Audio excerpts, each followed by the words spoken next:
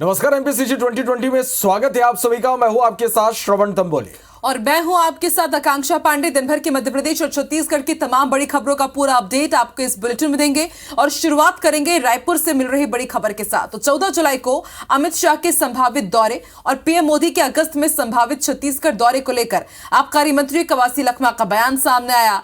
लखमा ने कहा कि लोगों के लिए यहीं पर किराए का घर ढूंढ लेना चाहिए, ये रोज आए, इनका स्वागत है। अमित शाह देश के गृह मंत्री है, लेकिन कुछ देकर नहीं जाते क्योंकि उल्टा सीधा बयान देकर जाते हैं। इससे कांग्रेस का ही फायदा है। वहीं कवासी लखमा के इस बयान पर बीजेपी सांसद सुनील सोनी ने तंज कसा। इंदौर के बाद राजगढ़ कोतवाली में दिग्विजय सिंह के खिलाफ एफआईआर दर्ज कराई गई है। दिग्विजय सिंह के खिलाफ अशुल हरिचरण तिवारी और देवी सिंह ने कोतवाली थाने में शिकायती आवेदन दिया था, जिस पर कोतवाली पुलिस ने कई धाराओं में मुकदमा दर्ज कराया। दरअसल दिग्विजय सिंह ने शनिवार को यानी 8 जुलाई को एक ट्वीट किया था, जिसमें उन्होंने एक तस्वीर शेयर करते हुए लिखा था कि गोलवलकर एक बार कहा था, मैं सारी जिंदगी अंग्रेजों की गुलामी करने के लिए तैयार हूं, लेकिन जो दलित, पिछड़ों और मुसलमानों को बराबरी का अधिकार देती हो, ऐसी आजादी मुझे नहीं चाहिए।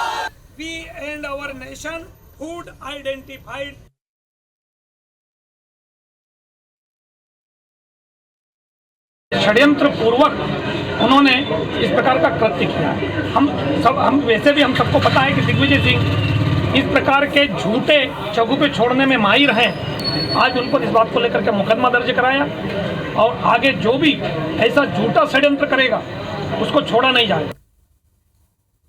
वहीं छत्तीसगढ़ में भाजपा अब चुनावी मोड में आ गई है। अब जल्दी चुनाव प्रभारी प्रदेश के प्रमुख नेताओं की बैठक लेंगे।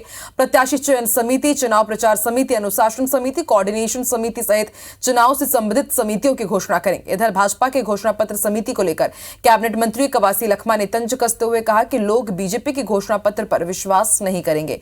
बीजेपी ने अपने घोषणा पत्र में आदिवासियों को जर्सी गाय, लोगों को रोजगार देने जैसे कई वादे किए थे। कांग्रेस का घोषणा पत्र भूपेश बघेल है, वो चलते फिरते घोषणा पत्र है। छत्तीसगढ़ में भाजपा के घोषणा पत्र की कोई वैल्यू नहीं। अब बैठके का दौर चल रहा है। अभी चुनाव घोषणा पत्र तो तैयार हो गया है, अब उसमें काम शुरू हो जाएगा। हमारा घोषणा पत्र भूपेश बघेल है, उसके मुंह में घोषणा पत्र है, चलते फिरते जड़ सड़क में उसका घोषणा पत्र है। तो इसलिए भूपेश बघेल के सामने भारतीय जनता पार्टी का घोषणा पत्र पहले है। मध्य प्रदेश में विधानसभा का मानसून सत्र 11 जुलाई से शुरू होने जा रहा। 5 दिवसीय मानसून सत्र में 5 बैठकें होंगी। सत्र से पहले कांग्रेस ने विधायक दल की बैठक बुलाई, जिसमें सरकार को घेरने के हर पहलू पर बारीकी से मंथन किया जाएगा। 10 जुलाई को पीसीसी चीफ कमलनाथ के बंगले पर आयोजित होने वाली बैठक में सरकार को घेरने की जिम्मेदारी अलग अलग विधायकों को भी दी जानी है। वहीं कांग्रेस का कहना है कि महंगाई, बेरोजगारी के साथ साथ आदिवासियों पर अत्याचार के मुद्दे को जोर शोर से उठाया जाएगा। वहीं बीजेपी ने कांग्रेस पर पलटवार किया है। बढ़ते आगे, छत्तीसगढ़ बीजेपी ने मुख्यमंत्री भूपेश बघेल और कृषि मंत्री रविन्द्र चौबे पर धान खरीदी के मामले में झूठे आंकड़े पेश कर जनता को गुमराह करने का आरोप लगाया। बीजेपी के प्रदेश महामंत्री ओपी चौधरी और पूर्व कृषि मंत्री चंद्रशेखर साहू ने कहा कि पिछले 2 साल के आंकड़ों के अनुसार केंद्र सरकार ने 80% से ज्यादा धान खरीदा है। चंद्रशेखर साहू ने इस मामले में प्रदेश सरकार से श्वेत पत्र जारी करने की मांग की। ओपी चौधरी ने तो मुख्यमंत्री और कृषि मंत्री को धान खरीदी के मामले में खुली बहस की चुनौती भी दी है। वहीं भोपाल पहुंचे केंद्रीय मंत्री स्मृति ईरानी ने पश्चिम बंगाल में पंचायत चुनाव में हुई हिंसा पर बयान दिया।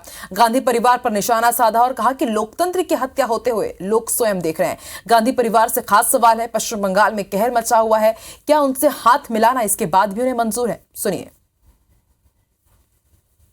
कि पश्चिम बंगाल में पंचायत के चुनाव में जिस प्रकार से लोकतंत्र की हत्या होते लोग स्वयं देख पा रहे हैं, उसी टीएमसी की पार्टी के साथ गांधी परिवार गठबंधन कर रहा है।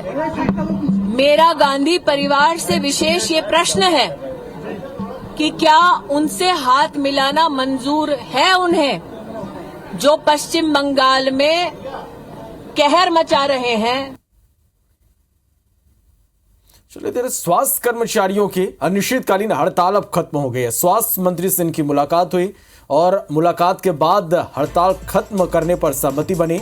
आर्थिक मांगों पर जल्द विचार करने का आश्वासन दिया गया है। आश्वासन के आधार पर यह हड़ताल खत्म हुई है और आज से ही जो स्वास्थ्य कर्मचारी है वो काम पर भी लौट आए हैं। वहीं सीधी पेशाब कांड पर लगातार सियासत जारी है। विवाद थमता नजर नहीं आ रहा है। वीडियो एडिट करने के मामले में एक्टर प्रकाश राज, लोकेश मुजालदा के खिलाफ शिकायत दर्ज कराई गई है। इसके साथ ही तान्या घोष के खिलाफ भी शिकायत दर्ज करवाई गई है। हबीबगंज थाने में यह शिकायत हुई है और अब माना जा रहा है कि एफआईआर भी हो सकती है। बर्खास्त संविदा कर्मी हेमा मीणा की संपत्ति राजसात हो सकती है। बड़ी खबर है, निलंबित इंजीनियर जनार्दन सिंह की संपत्ति भी राजसात करने की तैयारी। छापेमारी में दोनों के पास बेहिसाब संपत्ति मिली है।